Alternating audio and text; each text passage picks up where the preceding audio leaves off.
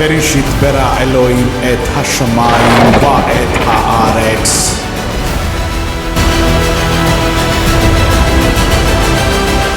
Then you will know the truth, and the truth will set you free.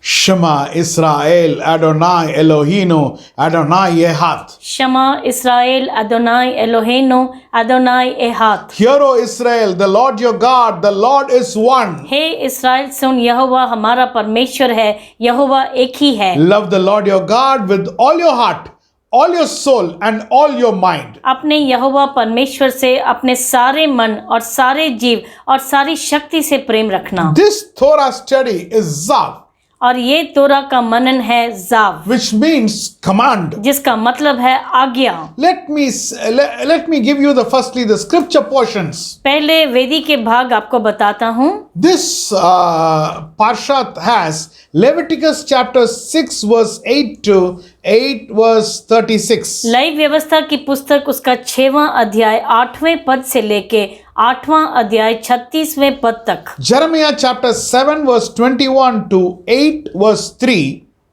यिर्मयाह की पुस्तक 7वां अध्याय 21वें पद से लेके 8वां अध्याय 3रे पद तक। And also Jeremiah from chapter 9 verse 22 to 23. और यिर्मयाह की पुस्तक 9वां अध्याय उसका 22 और 23। And Hebrews chapter 9 verse 11 to 28. और इब्रानियों की पुस्तक 9वां अध्याय उसका 11 से लेके 28वें पद तक। Zav means command. जाव का मतलब है आज्ञा। Now this Parshat normally happens during the time of Passover. और ये पार्षद फसह के काल में होता है। In that period, उस काल के समय in spite of the slavery and they were being tortured by the Egyptians, और बहुत ही कठिनाई का समय था, बहुत ही वह यातना में थे, तब भी they searched for a perfect lamb. इस्राएलियों ने बहुत ही उत्तम मेमने की खोज की। Now the more torture did not stop them from getting prepared. कोई भी उनकी तैयारी से नहीं रोक सका। No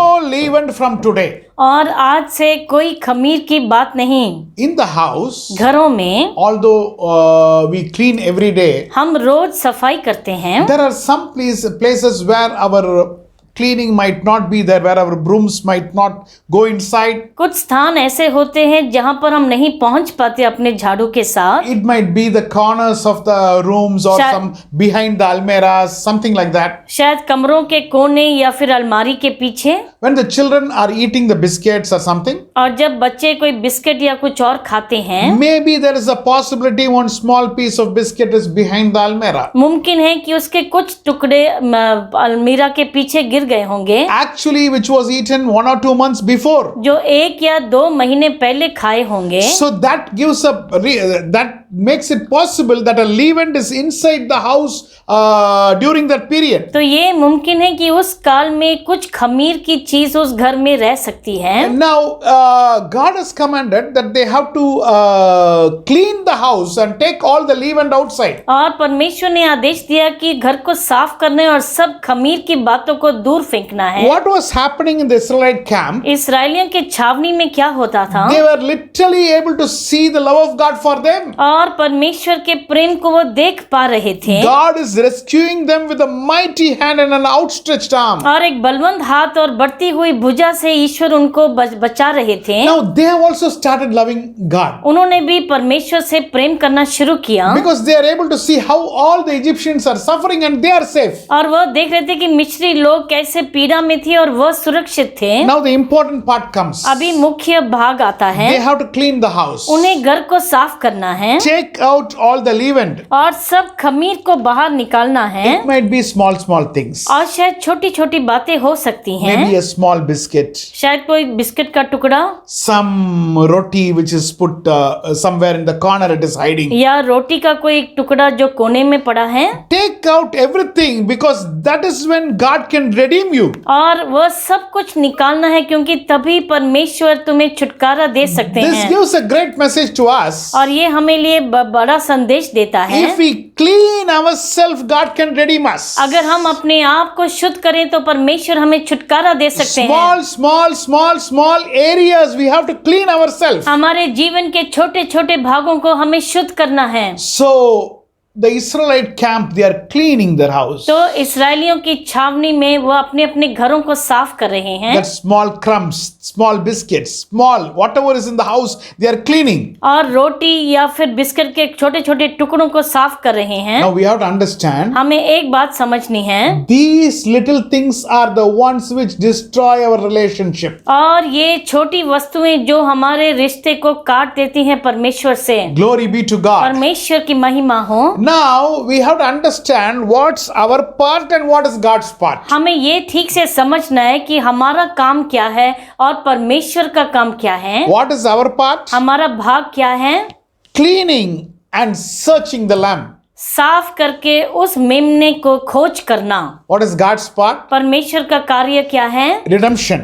छुटकारा। Now much of the times what a person is thinking, कई बार एक मनुष्य कैसा सोचता है, will I go to heaven? क्या मैं स्वर्ग जा पाऊंगा? Will God take me? क्या परमेश्वर मुझे ले जाएंगे? This is the doubt which a person is having always. और यही शक बार बार उसके मन में आता है। But my dear brother and sister, what you have to be actually worried of? लेकिन मेरे प्रिय भाई और बहन, आपको सच में किस बात की चिंता करनी है? Our part is cleaning part. हमारा भाग है कि हम साफ करें, शुद्ध करें, Clean the house. और घर को साफ करना, Clean the house. और अपने घर को साफ करना। Take every leaven outside of the house. हर एक खमीर को घर से बाहर ले जाना, And God will redeem. और परमेश्वर छुटकारा दिलाएंगे। Hallelujah. Hallelujah, Hallelujah. Hallelujah. Glory be to God. परमेश्वर की महिमा हो। Wa'ikra. वा इकरा, And he called. और उसने बुलाया। Zav. जाव, Commanded. And he commanded. और उसने आज्ञा दी।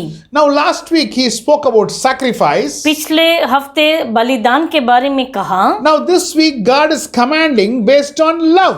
और इस हफ्ते वो ये आज्ञा देते हैं प्रेम पर आधारित। Glory be to God. परमेश्वर की महिमा Let हो। us turn our Bible to the book of Leviticus chapter 6 verse 8 to 9. लय व्यवस्था की पुस्तक 6वां अध्याय उसका 8 और 9 पढ़ेंगे। Then the Lord spoke to Moses, saying, Command Aaron and his sons, saying, This is the law of the burnt offering. The burnt offering shall be on the hearth upon the altar all night until morning, and the fire of the altar shall be kept burning on it. फिर यहोवा ने मूसा से कहा, हारून और उसके पुत्रों को आज्ञा देकर ये कहे कि होम बलि की व्यवस्था ये है, अर्थात होम बलि ईंधन के ऊपर रात भर भोर तक वेदी पर पड़ा रहे और वेदी की अग्नि वेदी पर जलती रहे। Now God says the fire must be kept burning on the altar. और परमेश्वर ये कहते हैं कि रात भर वह अग्नि वेदी पर जलती रहे। Now God is telling various types of sacrifices which he is commanding to give here. और यहाँ पर अलग अलग तरह की बलिदान के बारे में परमेश्वर कहते हैं। Now there are 5 kinds which he is telling. 5 तरह के बलिदान के बारे में। Now basically we know that we all are conceived in sin. और हम सब जानते हैं कि हमने पाप में जन्म लिया। God knows that. परमेश्वर जानते हैं, We know that. हम भी जानते हैं। But the point is, लेकिन बात ये है, God is ready to teach us how to become holy. परमेश्वर हमें सिखाने के लिए तत्पर है कि हमें पवित्र कैसे बनना है। We all agree that we are not holy. हम सब मानते हैं कि हम अपवित्र हैं। But if you are ready to learn, लेकिन अगर आप सीखने के लिए तैयार हैं, God is ready to teach. परमेश्वर तैयार है सिखाने के लिए। He also wants us that we come out of sin. और वह भी चाहते हैं कि हम उस पाप से बाहर निकल कर When I आए। was meditating these portions, और जब मैं इस भाग पर मनन कर रहा था, Leviticus became very interesting. लय व्यवस्था बहुत ही दिलचस्पी दिखाई पड़ी। Glory be to God. परमेश्वर की महिमा हो। I'm going to explain to you. मैं आपको वर्णन अभी व्याख्या करूंगा। 5 types of sacrifices. 5 तरह के बलिदान के बारे में, We can call it as offerings. और या उसे भेंट कह सकते हैं। Number 1, पहला, burnt offering. Home Bali. Now this has to be burnt और इसको जलाना पड़ता है उस बलि को। Now this round the clock burning takes place. और ये निरंतर होता रहता है। Fire should be there for 24 hours. 24 घंटे अग्नि को जलते रहना है। The fire is the relationship which we have with God. और वह अग्नि, वह रिश्ता और संबंध जो हमारा परमेश्वर के साथ है, It has to be continuously going. और निरंतर उसे जलते रहना है। It's about loving God. और ये परमेश्वर को प्रेम करने के बारे में है। That continuous relationship with God. और वह निरंतर रिश्ता जो हम कायम रखते हैं ईश्वर के साथ। Glory be to God. परमेश्वर की महिमा हो। Secondly, दूसरा, Leviticus chapter 2 verse 2 and 3. लय व्यवस्था की पुस्तक उसका दूसरा अध्याय उसका 2 और 3 पढ़ेंगे। Yes. He shall bring it to Aaron's son, the priests, one of whom shall take it his handful of fine flour and oil with all the frankincense, and the priest shall burn it as a memorial on the altar, an offering made by fire, a sweet aroma to the Lord. The rest of the grain shall be Aaron's and his sons. It is the most holy offering of the offerings to the Lord made by fire.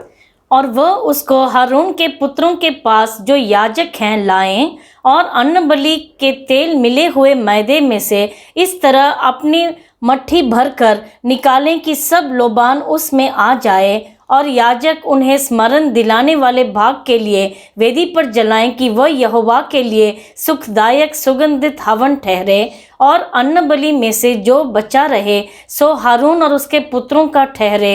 ये यहोवा के हवनों में से परम पवित्र वस्तु होगी। Now if you see in verse 3, अगर आप 3 में देखते हैं, the rest of the grain offering belongs to Aaron and his sons. और जो अन्न बलि से बचता है वह हारून और उसके पुत्रों के लिए है। The other part is most holy, which has to be consumed. और वह बहुत ही परम पवित्र जिसे उन्हें ग्रहण करना है। Now this is what Jesus is doing. यही यीशु मसीह करते हैं। He is giving the part of the most holy body to us for us to consume. और वह अपने परम पवित्र देह को देते हैं कि हम उसे ग्रहण करें। He is telling, do it in remembrance of me. वह कहते हैं कि मेरे स्मरण में तुम इसे करना। In 1 Corinthians chapter 11, it talks about anybody consuming unworthily. और पहली कुरिन्थियों के पुस्तक में लिखा है कि जो ऐसे ही उसे ग्रहण करता है बिना योग्यता के। Now, anybody unworthily means anybody who does not realize that it is most holy, it's the part of the body of Christ.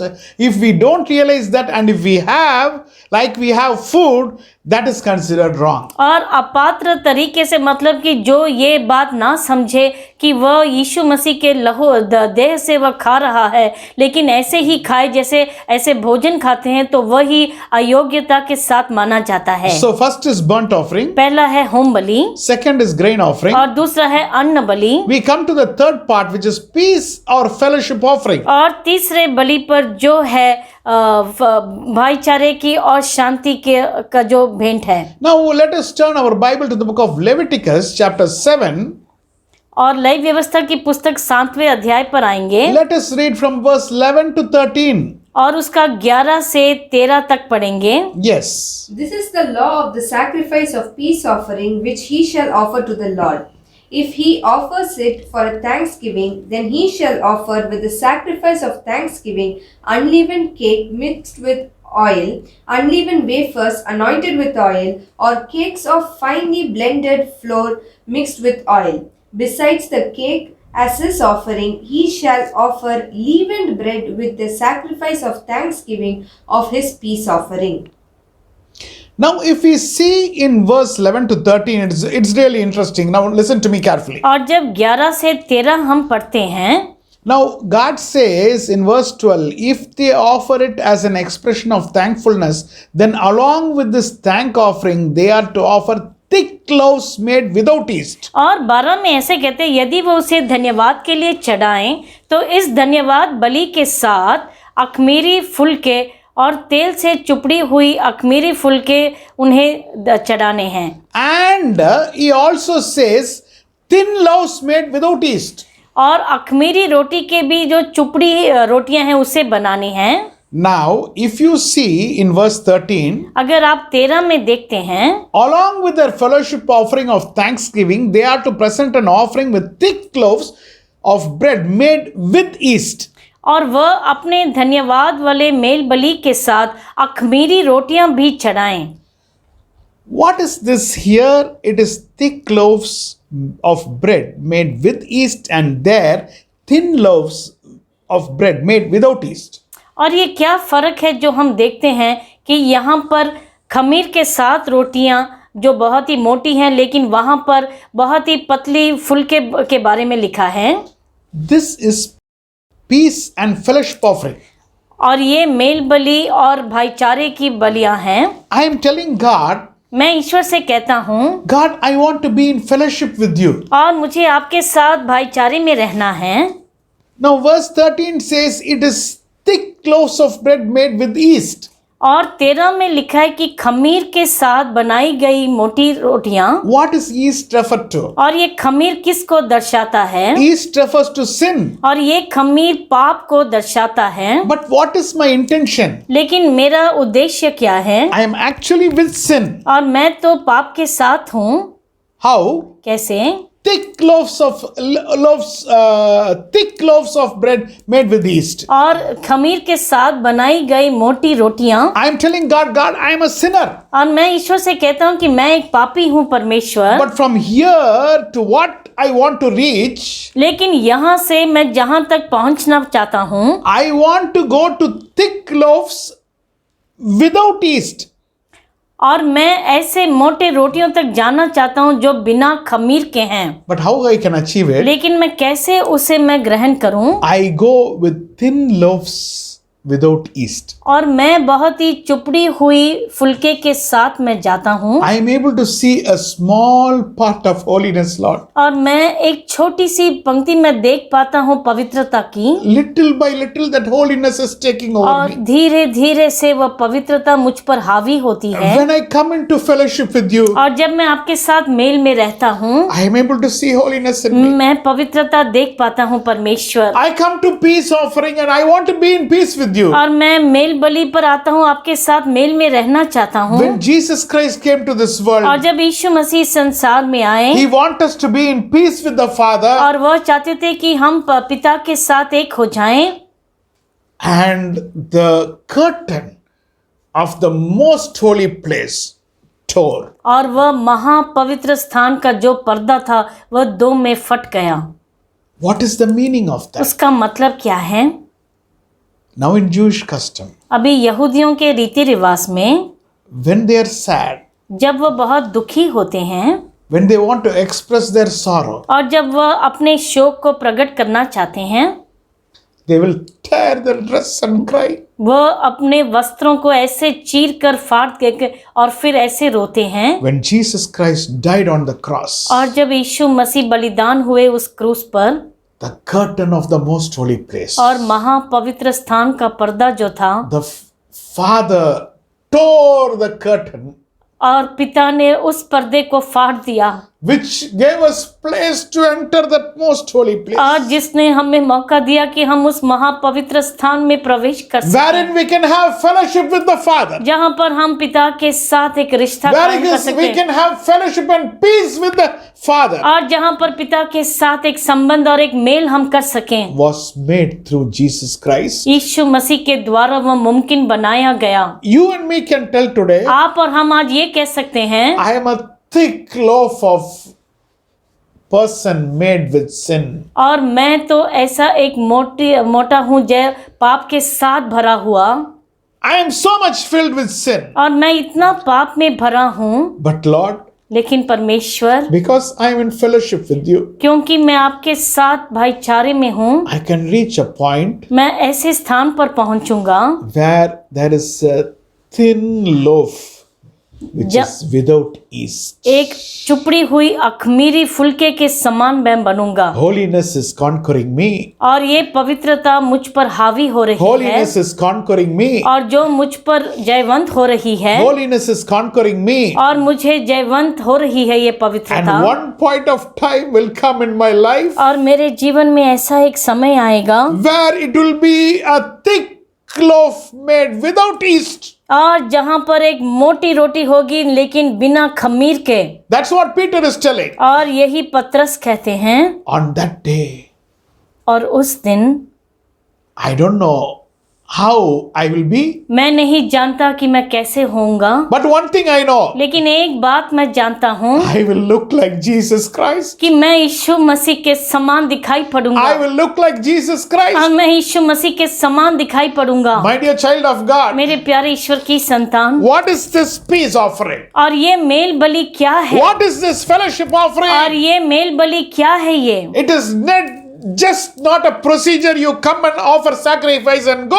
और ये नहीं कि तुम ऐसे रीति रिवाज के मुताबिक आकर कुछ भेंट चढ़ाओ उनके लिए। It is love. और ये प्रेम है। It is love. और ये प्रेम है। You want to be with Jesus? आप यीशु मसीह के साथ रहना चाहते हैं? You want to be in fellowship with Jesus? आप परमेश्वर के साथ एक रिश्ते में जुड़े रहना चाहते हैं? Understand one thing. एक बात आप समझ लाएं। A thin layer of holiness is covering you. और आपके ऊपर एक बहुत ही छोटी पवित्रता का वस्त्र ओढ़ा A हुआ thin है। layer of holiness is covering you. और आप पर एक पवित्रता का ओढ़ना आ रहा है। Moses is coming down the mountain. और मूसा जब पर्वत से नीचे उतर कर आते हैं, When he is coming with the tablets, और जब वह उन पट्टियों के साथ आते हैं, people are not able to see his face. और लोग उनके मुख की तरफ नहीं देख पाते। Why? क्यों नहीं देख He पाते? was in fellowship with God, क्योंकि वह परमेश्वर के समूह में रहकर the आए most थे holy God. और सबसे पवित्र परमेश्वर के सामने। Holy, holy, holy is his name. पावन पावन पावन है परमेश्वर। And when Moses was in fellowship with that most holy God, और जब उस महापवित्र परमेश्वर के समूह में रहकर आए मूसा, a layer of holiness उनके ऊपर एक पवित्रता का was लहर covering Moses. उनको ओढ़ रहा था। It was the same Moses who was leading the people out of Egypt. और वही मूसा जो वो मिस्र से उन इस्राएलियों की अगुवाई करते आ रहे थे। But now after fellowship with God, लेकिन अभी परमेश्वर के समूह में बैठने के बाद people are telling, I am not able to see your face. और लोग कह रहे थे कि हम आपके चेहरे को नहीं देख पा रहे। Do you want to be in fellowship with God? क्या आप परमेश्वर के समूह में रहना चाहते हैं? Do you want to be covered with holiness? क्या आप पवित्रता से आप ढके रहना चाहते हैं? We have a part. हमारा एक भाग है इसमें। Remove the yeast. अपने जीवन से उस खमीर को निकाल दें। Redemption is job. छुटकारा दिलाना उनका काम है। Glory be to God. परमेश्वर की महिमा हो। Let us go to the next 2 points. अगले 2 पॉइंट पर जाएंगे। Sin offering and guilt offering. पाप बलि और दोष बलि। Turn your Bible with me to Leviticus chapter 6 verse 25 and 26. Live व्यवस्था की पुस्तक उसका 6वां अध्याय 25 और 26 पढ़ेंगे। Yes. Speak to Aaron and to his sons, saying, This is the law of the sin offering.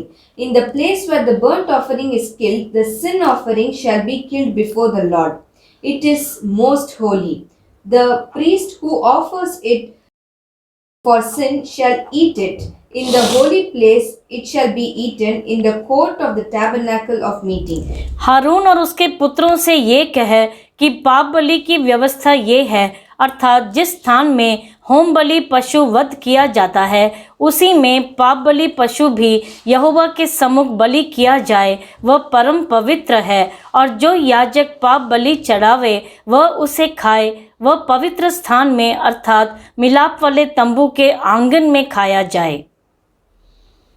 Now here we see यहाँ पर हम देखते हैं that the sin offering and guilt offering has to be offered before the Lord. और ये पाप बलि और दोष बलि जो है वो यहोवा के सामने उसे भेंट चढ़ाना है। It is most holy, बहुत परम पवित्र है। and the instruction is that the priest shall eat it, और ये आदेश है कि वो याजक को उसे खाना है, and they have to eat it in the sanctuary itself. और उसे मिलाप वाले तंबू में ही खाना है। Why? क्यों? Because I have committed the sin before the Lord, क्योंकि मैंने परमेश्वर के सामने पाप किया है। the priest who is the mediator has to eat before the Lord. और जो याजक मध्यस्थ है उसे उस बलि को वहीं पर परमेश्वर के सामने खाना है। I want you to read 2 verses with me. 2 वचन मेरे साथ पढ़ेंगे। Leviticus chapter 7 verse 1 and Leviticus chapter 7 verse 6. लय व्यवस्था का 7 का 1 और 7 का 6 पढ़ेंगे। Likewise, this is the law of the trespass offering. It is most holy. Verse 6, every male among the priests may eat it. It shall be eaten in a holy place. It is most holy. फिर दोष बलि की व्यवस्था ये है, वह परम पवित्र है। और लय व्यवस्था 7 का 6 यूं कहता है, याजकों में के सब पुरुष उसमें खा सकते हैं, वह किसी पवित्र स्थान में खाया जाए क्योंकि वह परम पवित्र है। Now this guilt offering is same as the sin offering. और ये दोष बलि भी पाप बलि के समान है। But one thing what the people has to make sure is लेकिन एक बात जिसको देखना है लोगों को, the priest has to eat it in the holy place itself. और याजक को उसी परम पवित्र स्थान में उसे खाना है। Then only the sin is forgiven. तभी वह पाप क्षमा किया जाता If the है। priest is not eating, अगर वह याजक नहीं खाते then the sin cannot be forgiven. फिर वह पाप नहीं क्षमा किया जाता। Why it has to be done in the holy और place? क्यों वह पवित्र स्थान में ही करना है? A sin cannot be forgiven if you are not bringing it to God. और कोई भी पाप जब तक कि आप परमेश्वर के सामने ना लेकर आए, वह क्षमा नहीं हो सकता है। If a person conceals his sin, अगर कोई अपने पाप को ढकता है he cannot prosper. और वह कभी भी सफल नहीं हो सकता। But if a person is confessing it to God, लेकिन अगर कोई अंगीकार करता है ईश्वर के सामने, then God is gracious to forgive him. तो परमेश्वर अनुग्रही हैं कि उसे क्षमा करें। My dear child of मेरे God, प्यारे ईश्वर की संतान, just understand the pressure of the person who is expecting the priest to eat. और ये सोचो कि उस मनुष्य के मन में कितना तनाव होगा जब वह अपेक्षा करता है कि वह याजक उसे खा ले। So he is telling the priest, please eat. वह Eat my याजक- offering. Eat my offering. वह याजक से विनती करता है कि आप इसे खा लीजिए। So once priest is eating, he is cleared. His mind is cleared. याजक एक बार उसे खा ले तब उसका मन हल्का होता है। It is not just sacrifice or offering. और ये सिर्फ बलिदान या भेंट नहीं है, It is mixed with teshua, repentance. और ये पश्चाताप और मन फिराव के साथ जुड़ा हुआ है। When priest is eating it, he is feeling, oh, I should not do it again. और जब वह याजक उसे खाता है तब उसके मन में आता है कि मुझे फिर से ये पाप नहीं करना। My dear child of God, मेरे प्यारे ईश्वर की संतान, your heart matters. तुम्हारा हृदय जैसा है बहुत ही मुख्य बात है वो, The way you look at things matters. और जैसे आप चीजों की तरफ आप देखते हैं वह बहुत मुख्य होता है। It is not just you do some formality and finish your sin. No. ऐसा नहीं कि तुम अपने रीति रिवाज के मुताबिक कुछ बलि चढ़ाओ बस खत्म। Glory be to God. परमेश्वर की महिमा हो। God has told actually five offerings which we can give God. और 5 तरह की बलि के बारे में परमेश्वर ने कहा है, Not forced. और वह कोई जबरदस्ती नहीं, It is not forced. और वह जबरदस्ती नहीं। If a person feels in the heart. अगर कोई मन में उसे ऐसा एहसास हो, Glory be to God. परमेश्वर की महिमा हो। Now let us come to priestly garments. अभी हम याजक के वस्त्रों पर आएंगे। Leviticus chapter 6 verse 10 and 11. लय व्यवस्था का 6 उसका 10 और 11 पढ़ेंगे। Yes. And the priest shall put on his linen garment and his linen trousers. He shall put on his body and take up the ashes of the burnt offering which the fire has consumed on the altar, and he shall put them beside the altar.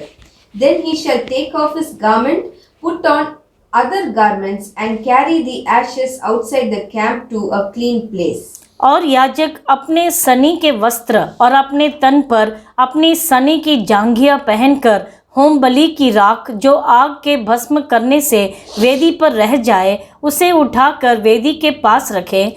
तब वह अपने वस्त्र उतारकर दूसरे वस्त्र पहनकर राख को छावनी से बाहर किसी शुद्ध स्थान पर ले जाए। Now it talks about the garment of the priest. और यहाँ पर याजक के वस्त्र के बारे में कहता है। Now the priest will always not be with that bloodshed garment. और हमेशा याजक वही खून से ढके हुए कपड़ों में नहीं रहते हैं। Now the priest has to change the clothes. और उन्हें अपने वस्त्र को बदलना पड़ता है। The changing process is mentioned here. और यहाँ पर लिखा है उसके बारे में कैसे वस्त्र कब पहनने उसको। What is the changing process? और वह कौन सी क्रिया है। They are removing the garment which is of stains, blood stains. और वह उन वस्त्रों को जो लहू के दाग से है Totally they are removing. पूरी तरह से उन्हें निकाल देते हैं। So now they are total naked. और पूरी तरह से वे नंगे होते हैं। And now they are wearing the white linen garment. और फिर वह सफेद कपड़े पहनते हैं जो सनी के बने होते हैं। This is the process of the priest changing the garment. और याजक का इस प्रकार प्रक्रिया होती है जो वस्त्र बदलने की। Now we change garment in our house. और हम अपने घरों में वस्त्र बदलते हैं। Now we don't follow this way of changing. और हम इस तरह नहीं बदलते। We just put some garment on top so that we change the inner garment. Like that, always some clothing is there on us. और हमेशा हमारे तन पर कोई न कोई वस्त्र ढपा रहता है। But the priest is not changing that way. लेकिन याजक उस प्रकार नहीं बदलते। They are taking the garment with stains outside totally. और जो भी वस्त्र लहू से भरे हुए हैं उन्हें पूरी तरह से निकाल देते हैं। Now they are total naked. अभी पूरी तरह से उन पर वस्त्र नहीं। Now they wear the white linen garment. अभी वह सफेद सनी के कपड़े लेते हैं। What does this say? इसका मतलब क्या है। When Jesus Christ came to this world और जब यीशु मसीह संसार में आए and his body was fully with blood when he was crucified on the cross, और जब क्रूसीकरण हुआ उनका तो पूरी तरह से उनके शरीर से लहू बह रहा था। and when he was on the cross, और जब वह क्रूस पर थे he was totally naked. उन पर कोई वस्त्र नहीं रहा। He was totally naked. पूरी तरह से वह बिल्कुल नंगे थे। My dear child of God, मेरे प्यारे ईश्वर की संतान, for your sins and my sins to be cleansed, आपके और मेरे पापों की क्षमा के लिए our Lord Jesus Christ was totally naked. हमारे यीशु मसीह बिल्कुल बिना वस्त्र के रहे। But the story doesn't end there. लेकिन कहानी यहाँ पर खत्म नहीं होती। He is coming back. और वह वापस आ रहे हैं। How he is coming back? और कैसे वापस आएंगे। He is coming back with a white linen garment. और वह सफेद सनी के वस्त्र में आएंगे वापस। Hallelujah. Hallelujah. He is coming back with a white linen garment. और वह सफेद सनी के कपड़ों में वापस आएंगे। He has changed the clothes. और उन्होंने अपने वस्त्रों को बदल दिया है। He is coming as the judge. और वह न्यायाधीश के रूप में आएंगे। My dear child of God, मेरे प्यारे ईश्वर की संतान, it is time now to confess sins. और अभी समय है कि हम अपने पापों का अंगीकार करें। Not after he has come in the white garment. और अपने सफेद वस्त्रों में जब आ जाएंगे उसके बाद नहीं। When he is going to come back, और जब वह वापस आएंगे it is not the blood-stained garment which he is going to wear. और वह ऐसे लहू से पूरी तरह से दाग के कपड़े नहीं डालकर आएंगे। That is what in Hebrews it is told. और इब्रानियों की पुस्तक में वैसा ही लिखा है। If the blood of goats can do this much, और अगर उन बकरों और बैलों का लहू इतना कर if सकता that है, can sanctify people, और अगर वह लोगों को शुद्ध कर सकता how है, much more the blood of Christ? और उससे भी ज्यादा कितना जो मसीह का लहू है। Hebrews chapter 9 verse 11 to 15 says this. और इब्रानियों की पुस्तक 9वें अध्याय उसका 11 से 15 में लिखा But है। I want only verse 13 and 14 to be read. और मैं चाहता हूँ कि हम 13 और 14 को पढ़ें। Yes. For if the blood of bulls and goats and the ashes of a heifer sprinkling the unclean sanctifies for the purifying of the flesh, how much more shall the blood of Christ, who through the eternal Spirit offered himself without spot to God, purge your conscience from dead works to serve the living God? क्योंकि जब बकरों और बैलों का लहू और कलोर की राख अपवित्र लोगों पर छिड़के जाने से शरीर की शुद्धता के लिए पवित्र करती है, तो मसीह का लहू जिसने अपने आप को सनातन आत्मा के द्वारा परमेश्वर के सामने निर्दोष चढ़ाया, तुम्हारे को मरे हुए कामों में से क्यों न शुद्ध करेगा, ताकि तुम जीवित परमेश्वर की सेवा करो।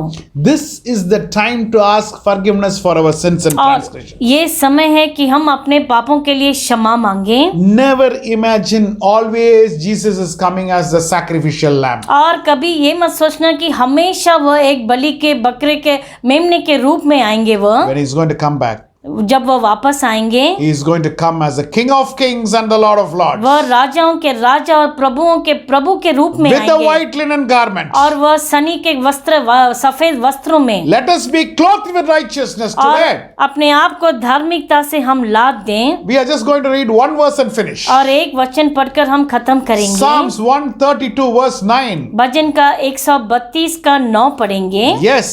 May your priests be clothed with your righteousness. May your faithful people sing for joy.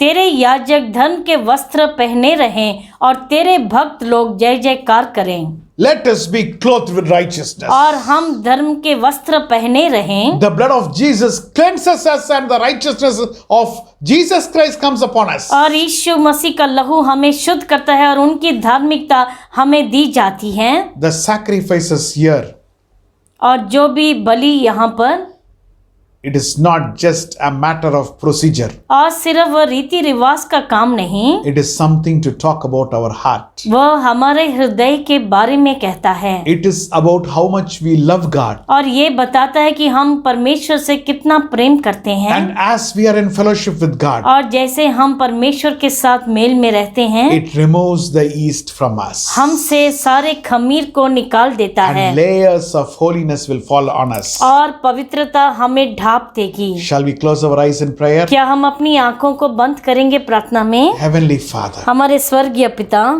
help us to be in constant fellowship and relationship with you. हम पर दया करें, मदद करें कि हम आपके साथ निरंतर रिश्ते में कायम रहें, So that your holiness falls on us. ताकि आपकी पवित्रता हम पर आकर गिरे। Your word says, आपका वचन कहता है, I am the Lord who makes you holy. मैं ही वो परमेश्वर जो तुम्हें शुद्ध करता हूँ। Whoever is seeing this program, जो भी इस प्रोग्राम को देख रहा है whoever is sincerely asking you, और जो भी सच्चे मन से आपको पूछ रहा है, make them holy, Lord. आप उन्हें पवित्र बनाए Make all परमेश्वर, of us holy, Lord. और हम सबको पवित्र बनाए परमेश्वर। We thank you, you're going to come as the King of Kings and Lord of Lords. हम आपका धन्यवाद करते हैं कि आप राजाओं के राजा और प्रभुओं के प्रभु के रूप में आएंगे And we are going to be united with you. और हम आपके साथ एक हो जाएंगे। We thank you so much. आपका धन्यवाद करते हैं परमेश्वर, We thank you for doing such great things for us. और हमारे लिए इतने महान कार्य जो आप करते हो उसके लिए धन्यवाद। We give you all the glory. आपको सब महिमा देते हैं। In Jesus' matchless name we pray unto thee, Father. यीशु मसीह के नाम से हम मांगते हैं। Amen. Amen, Amen. Amen. Praise the Lord, my dear children of मेरे God. प्यारे ईश्वर की संतान, आपको जय मसीह की। As you're in fellowship with God, और जैसे आप परमेश्वर के साथ मेल में हैं, the holiness of God will surround you. परमेश्वर की पवित्रता आपको घेर लेगी। God bless you. परमेश्वर आपको आशीष करे। God bless you. परमेश्वर आपको आशीष करे।